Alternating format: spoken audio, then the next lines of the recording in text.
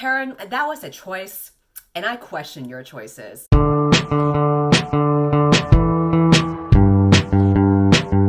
Book of the Month YA is a subscription service where you can discover the best new YA releases. They pick 5 of the most anticipated books every month, and you can choose your favorite one to be sent to your home. I am doing a giveaway for all of the 5 books that they chose in February. These books include All the Stars and Teeth by Adrienne.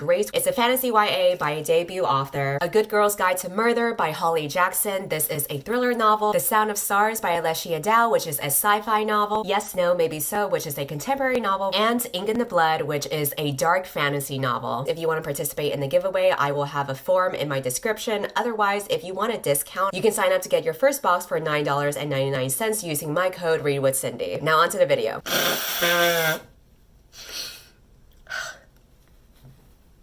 Oh, I'm sick right now, so if I sound more annoying than I usually do in my videos, now you know why. Today I'm going to be talking about all of the books that I read in the month of January. Oh shit. The first book that I read this month is Nocturna. I would recommend this book to you if you were a fan of A Darker Shade of Magic, but you were like, you know what? I love the story. I want the story to be just as it is, except I wish there were more diversity. But to balance it out, I don't want the writing to be that good and the characters to be really annoying. And then you would have Nocturna. This is a fantasy set in a Latinx-inspired world. It follows the journey of the main male protagonist, who is a prince in grief after his older brother was murdered, and then the main female protagonist, who is a thief who has the ability to change her face into anybody she wants. But when their fates collide, they accidentally unlock a terrible ancient power that will destroy the world, and so they must work together to vanquish what they have unleashed, even if it means facing their own past.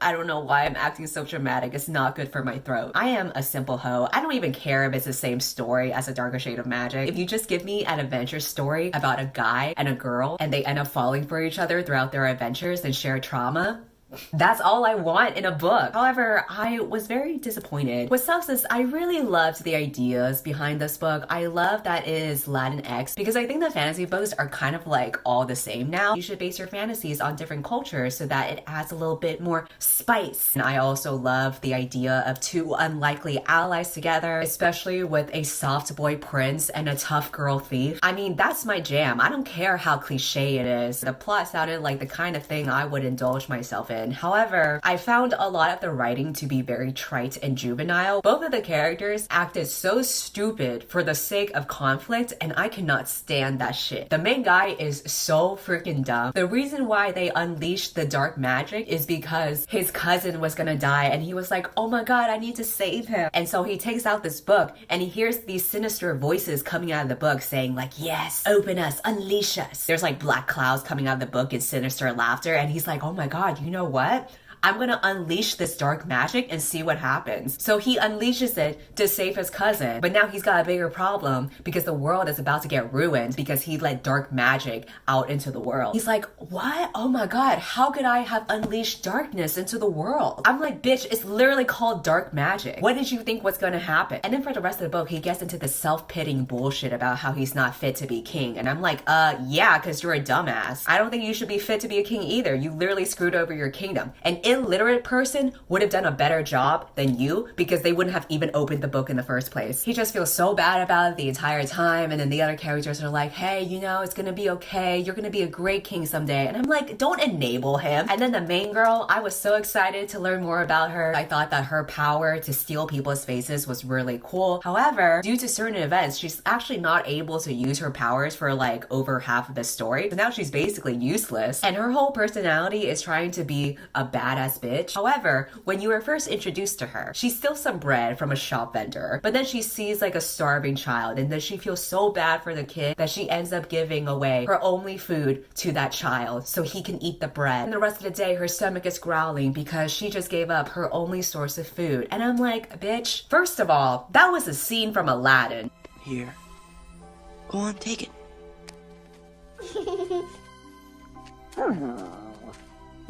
Second of all, you're a thief. So you're supposed to be like, let's get this bread, not give it away to some kid you just met. She was trying to show a thief who is badass, but she has all of these other softer layers within. But when you are first introduced to a character, I'm not gonna believe that she's a badass if the first thing that she does is just give food away to some kid. If you were a real badass, you would eat the bread right in front of that starving child.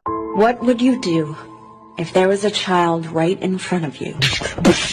You could argue that maybe it is supposed to be juvenile because it's young adults. However, it does tackle some mature themes about the main character's history and some of the bad things that she's done. So there's definitely an inconsistency between the characters acting very childish, but then also we're supposed to take the characters seriously because they've been through trauma. Overall, I did like the ideas, but I didn't like the execution, which is why I rated the book 3 stars. After that, I picked up The Silent Patient. It's about a woman named Alicia who had a seemingly perfect life. She was a famous painter and she was married to another artist. One evening, Alicia shoots her husband 5 times in the face and then she gets put in a mental hospital. Ever since then, she never speaks a word. She is completely silent the whole time and will not tell her story. The main character that we follow is Theo, who is a criminal psychotherapist. He has really wanted to work with Alicia. He gets to work in the same mental hospital that she's at and he becomes her own psychotherapist. Now he is determined to unravel the mystery behind why she shot him 5 times in the face, and he embarks on the search for the truth. I was so intrigued in learning more about Alicia's story. Why did she lose her voice? Little Mermaid who? What I noticed from the book copy that I had was that the chapter numbers kept on jumping back and forth. One moment I would read chapter 9 and then the next chapter it would jump to chapter 2. And I was like, oh my god, this is such a cool stylistic choice. You're reading the story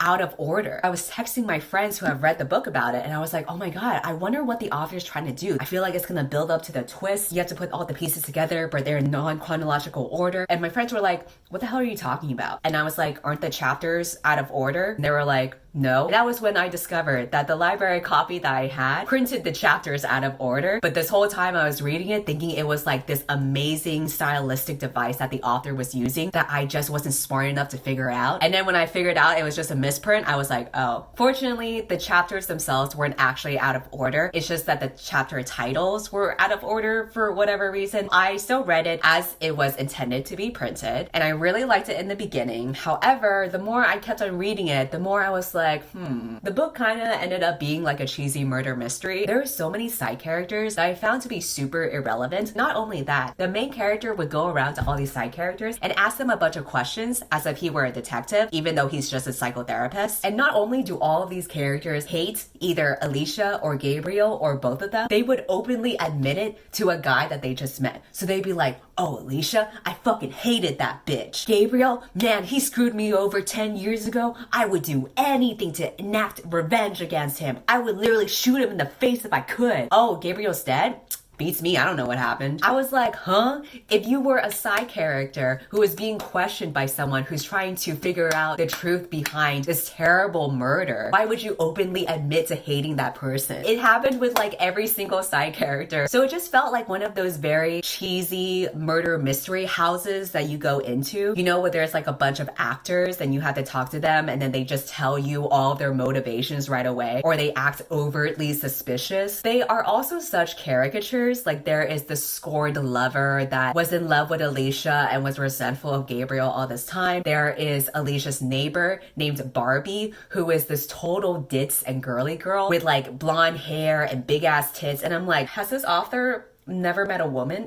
Literally the only 2 female characters is Alicia, who doesn't say anything, and then this titty Barbie over here. And the main character is like, oh my god, I know there's a deeper story to this. I know that what she isn't saying speaks more volumes than we could ever realize. I will question every single person in Alicia's personal life in order to get to the bottom of this. And I'm like, bitch, you're supposed to be her therapist. Stay in your lane. Throughout the book, Alicia also keeps a diary where she recounts in specific detail all of the events leading up to her husband's murder. I felt like that these diary entries were just a cop-out to easily explain everything because the whole mystery is why she's not speaking in the first place. But if you're gonna read her diary entries anyway, doesn't that take away the intrigue? Secondly, who writes specific ass dialogue lines in your diary entry? Like she literally describes the whole scene, exact statements that she said and another person said. I was really hoping that Alicia would just gone girl the main characters ass because towards the end of the book, he just becomes so much like a white knight and a savior, and he just wants to protect her. And I'm like, bro, this is low-key unprofessional. I'm really hoping this is some mind game and she can finesse his ass. There does end up being a twist in the book, which I did not expect. I thought the twist was interesting, but I still thought that the twist was a bit shaky, and the way that the author had built up to it wasn't that believable. The only reason why the twist worked in the first place is because the author deliberately left out information. Also, I think that the whole reason for her staying silent in the first place wasn't that good of a reason, and it was just used as a plot device so that there would still be a mystery. I think this book gets like a 2.5 stars for me because it was super interesting in the beginning. The execution itself was not that good. The next book that I read was Someone Who Will Love You in All Your Damaged Glory. This was written by the creator of BoJack Horseman. It has all of these really weird ass stories and a little bit of surrealism, but ultimately they are all allegories about relationships. One of the first stories is about a young couple who's planning a wedding. Everyone is pressuring them how to plan for their wedding because the custom is to sacrifice a bunch of goats. But then the main guy's like, man, you know what? Maybe I don't want to sacrifice goats. There's another story that is written like a Craigslist ad in the MISC Connections website about these two commuters who make eye contact on the train but never work up the courage to talk to each other. It is very weird and creative, and I really enjoyed it. You could tell that the author was experimenting with so many stylistic devices. He really went out of the box. There was one story that he wrote in the format of the Taboo card game as an allegory for relationships, and I just thought that was super well done. The book itself is 4 stars because I don't think every single story hit the mark. It's very imaginative and very thoughtful, but not all the stories are up to that bar. However, I listened to the entire thing on audiobook, and I would say the audiobook itself is like 5 stars in comparison. He got a bunch of voice actors from Hollywood to narrate each of the short stories. It was probably the best audiobook I've ever listened to. He got Stephanie Beatrice from Brooklyn Nine-Nine. He got Kumiko from Orange is the New Black. They all did such a fantastic job at giving life to these short stories. It really felt like I was listening to a TV show instead of listening to someone reading a book. It really just enhanced my entire experience. It didn't emotionally impact me because relationships don't exist in my life. If you are super invested into BoJack Horseman as a show, then you will really like this book. But if you are a casual viewer of the show like I am, then it'll pretty much be the same feelings towards this book. So that's kind of like a litmus test for you if you want to determine whether you would like the book or not. Another book I enjoyed was Over the Top by Jonathan Van Ness. This is a memoir written by one of the people in the Netflix reboot for Queer Eye. He is definitely my favorite person on that show. He has this persona of being this very flamboyant character who just has a bunch of zingers, who always preaches about positivity. He's kind of like the comic relief person in the group. In this memoir, he details what it was like growing up in the Midwest as a flamboyantly gay kid, what happened to him as a target of bullying and sexual assault and drug addiction. There's just something about reading stories about people who are so admirable, who have gone through so much trauma in their lives and have been able to see the light at the end of the tunnel. I feel this especially for Jonathan Van Ness because if you've seen him on Queer Eye, he is so positive and so kind and so funny and so silly that you almost forget that he has been through so much. He pointed out that so many of the issues that he faced was very common in the LGBT community, but because he was born white and he has supporting parents, those factors were so monumental to why he's even alive today. And he points out that there are so many other LGBT minorities who deal with those things and they don't make it past their teenage years or past the age of 25. So I really appreciated that he added that level of intersectionality. He acknowledged how terrible the things that happened to him were, but he also acknowledged that there are so many specific groups of people who have even less of a supportive network. Overall, I think it sheds so much light on the type of trauma that LGBT people face. Jonathan has really reflected on all of this and tried to use it as a way to embolden his initiative for self-love, which I think is an ongoing journey for everyone who deals with depression and trauma. You know, we really be going through it, and I'm just glad that there's a person like Jonathan who exists that can be an inspiration for other LGBT people and be a reminder that just because you are broken doesn't mean that you can't be fixed.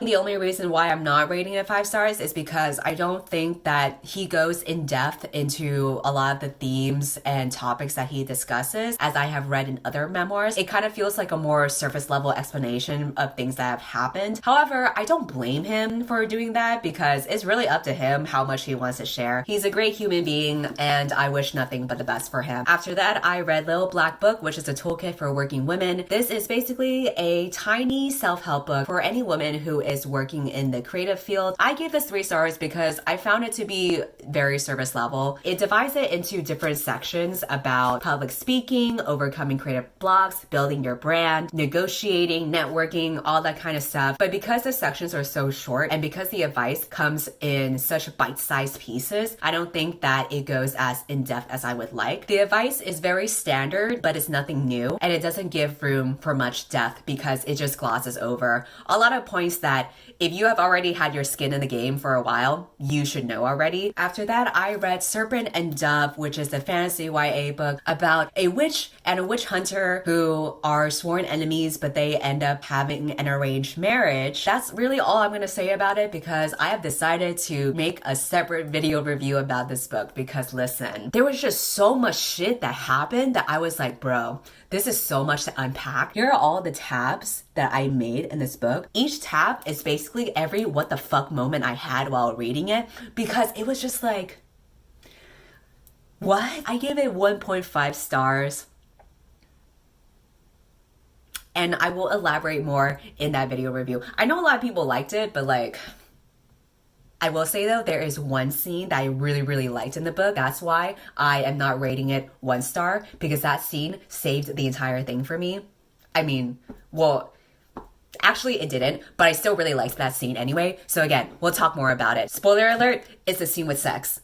After that, I read a thriller book called Pretty Girls by Karen Slaughter. This is a book that follows 2 estranged sisters who became estranged when one of their sisters died 20 years ago. Well, technically she went missing, but it's presumed that she's dead until one day Claire's husband gets murdered. Claire tries to find out the truth about what happened, but then she realizes there are connections to her sister that disappeared a long time ago. Now the 2 sisters have to come together to unravel the mystery. I was excited to start this book because every time I mentioned it to people who have read it, they were acting like this was so traumatizing. All the trigger warnings you can think of is in this book. So I was like, you know what? I'm tired of being dead inside. I just want to feel something. Let me forget about my trauma by thinking about other people's trauma. Let's go. Turns out I'm still dead inside. When I read all the violent scenes, I was just like, It's definitely true that there is a lot of graphic violence and torture and mutilation and all the nitty-gritty stuff. I rated it 4 stars because I do think that the author has set out a job to make sure that this book is very engaging to read, make sure that it's a page turner and get you on the edge of your seat. She did a good job in that aspect,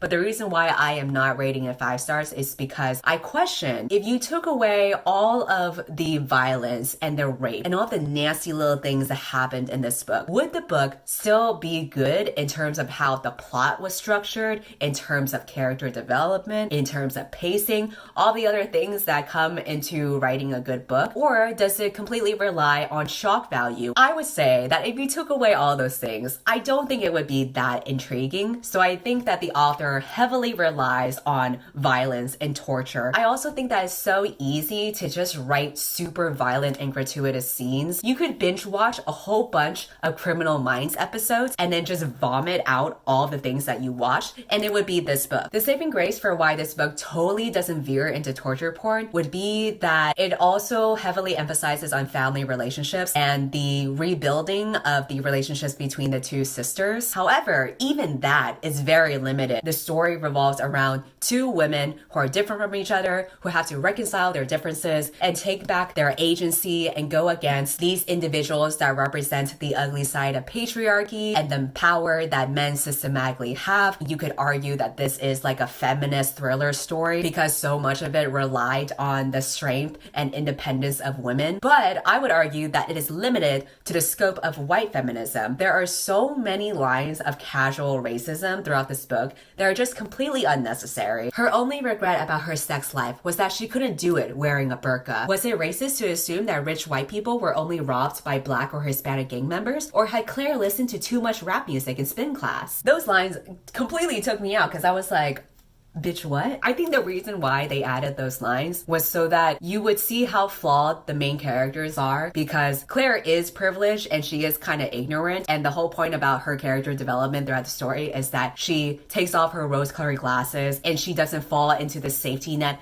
of her privilege and her ignorance. And that definitely happens, but that casual racism wasn't even addressed. So I thought it was weird the author added that when it isn't even gonna be added to her character development in the first place, especially when we're supposed to root for the protagonist. So if I'm just reading about this woman and then she says all this racist shit about people who wear burqas or Black or Latino gang members, it's very unlikely that I'm gonna root for her or feel any sympathy for her. If that racism is not gonna be addressed in the main character's development, why was it even there? Karen, that was a choice.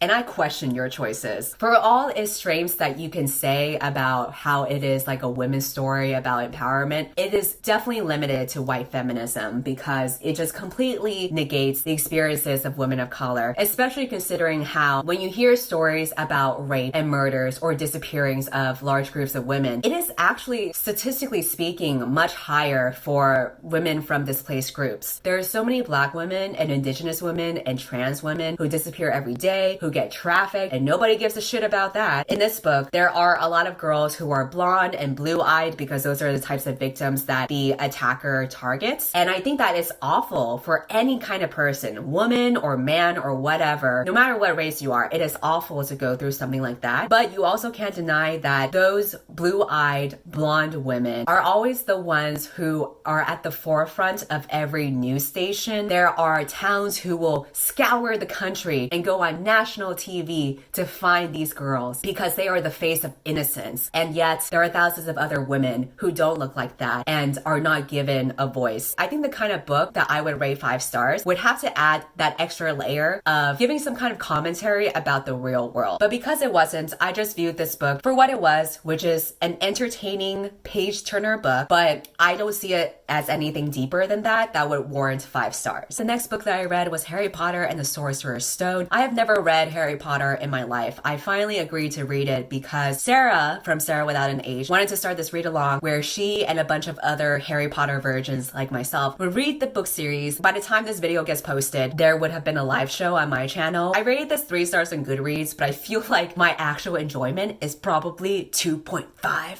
I just thought it was okay. Like, I didn't love it, but I didn't hate it. I do appreciate how inventive the world building is for its time. I think the friendship between the 3 main characters is cute. I like Hermione and Ron. I think that they're very fun characters. I personally would have loved to see them as the main characters instead. Harry as a main character simply does not have the flavor that Hermione and Ron have. What I liked about Hermione is that she comes from a family that is completely muggle-born. She is the only witch in her family. You can tell that she's really overcompensating for that by studying as hard as she can and trying to show off as much of her knowledge as she can too. It's a great layer to add to this smart girl trope that is her character. I also like how Ron is like always the person who has been last place in his family. Those two are like the perfect underdog characters that I would have really loved to read more about and root for. And then there's Harry. Oh, Harry's the chosen one. Oh wow, Harry's so good at everything. Oh wow, he's automatically good at Quidditch.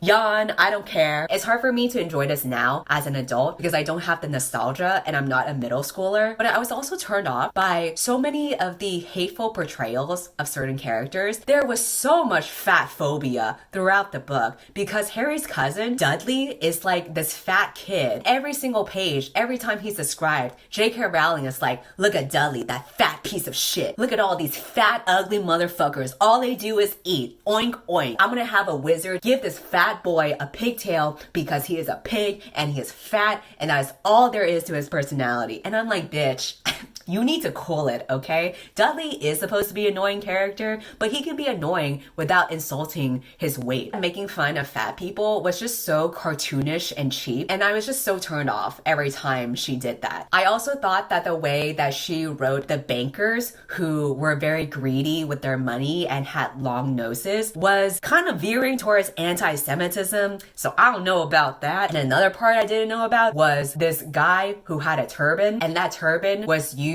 as a way to reveal a villain.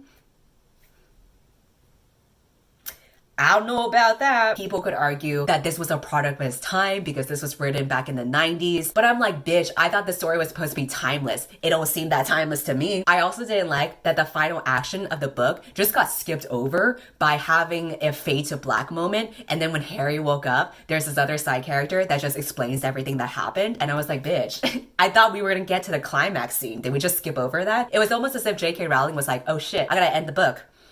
All right, here you go. It just felt very abrupt and weird to me. But to be honest, I was actually kind of glad that the story ended because I just wanted to move on to reading other books. I will keep on reading because I did sign up for the read along, but the first book definitely wasn't for me. And then the last book that I read for the month of January is Maybe You Should Talk to Someone, which is a memoir written by a therapist where she talks about her own experience with therapy as well as some of the patients that she had treated. We really ended this month with a bang because I rated this book 5 stars. Once I switched over to the audiobook in the last third of the book, a bitch was crying on her commute back home on the train. I really love how the author was so genuine and insightful, but then the narrator really took it up another notch. She did such a good job sounding very compassionate. It really felt like I was listening to a therapist herself. I loved hearing about the patient's stories. I resonated with them in different ways. Like there is this one guy named John. He was misogynistic. He had anger issues. He called everybody an idiot because he would never put blame on himself.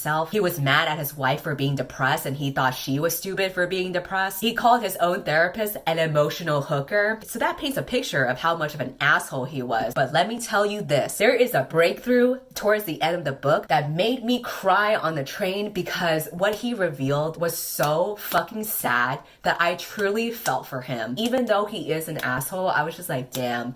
He'd been through some shit. It was a reminder for me to be compassionate with people, even when they can be awful sometimes. Even when people are awful towards you, there is like a deeper underlying reason for it. A lot of times we use anger as a way to cover up sadness, especially when I see crazy ass people on the internet being way too extra. I try to take a step back and be like, you know, maybe this person has really gone through something. There was another patient named Rita who I saw myself in her so much. She was this old lady who was basically my future because she lived by herself. She had no family. She had no friends. I'm like, damn, this bitch is gonna be me in 50 years. And she had a super negative mindset with everything. She is super cynical, which is why I saw so much of myself in her. And the author reflected on how we often stay in our negative mindset because it's so much easier to stay in what we are used to than trying to improve ourselves, because trying to do something different means going into the unknown, and it's so much easier to be miserable because at least we would know what we signed up for. Because it's so much easier to think, well, I don't need to improve myself because I'm a piece of shit anyway. This should be hitting too close to home. The book is definitely not perfect. Sometimes it feels kind of long-winded. Half of the book is about the therapist sharing her own personal story about seeing her own therapist. I'm sorry, I really didn't care about it. It was not as engaging as her patient stories, but I still loved the book and I resonated with the takeaways, and so that's why I rated it 5